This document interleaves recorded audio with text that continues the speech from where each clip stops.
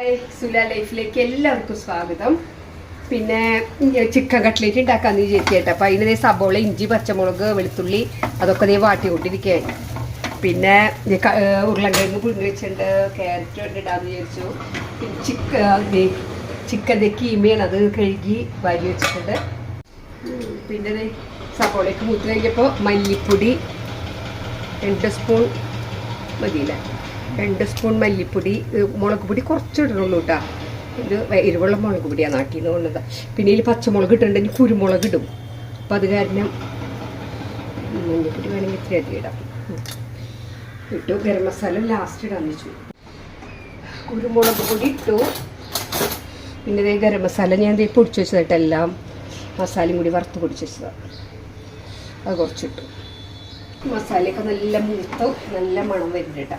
അപ്പോൾ അതേ ചിക്കൻ്റെ അതൊക്കെ കഴുകി വെച്ചതായിരുന്നു, അതായില്ല.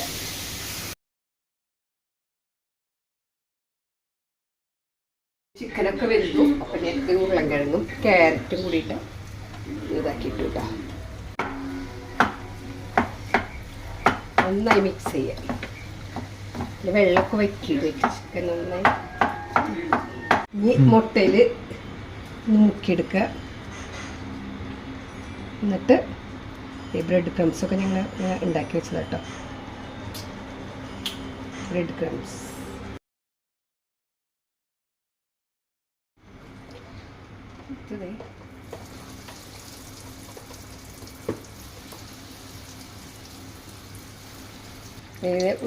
ഒരു മിനിറ്റ് കഴിഞ്ഞപ്പോൾ അതേ മറിച്ചിട്ടു കേട്ടോ.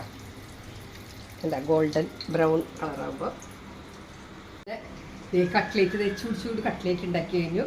അപ്പം ഞാൻ ടേസ്റ്റ് ചെയ്യാൻ വേണ്ടി എൻ്റെ മോനെ വിളിക്കുക. മോനെ കഴിച്ചു നോക്കി, ഇതിൻ്റെ നോക്കി അമ്മയുടെ കട്ട്ലേറ്റ് ചൂട് ടേസ്റ്റി എന്താ എൻ്റെ മോനെ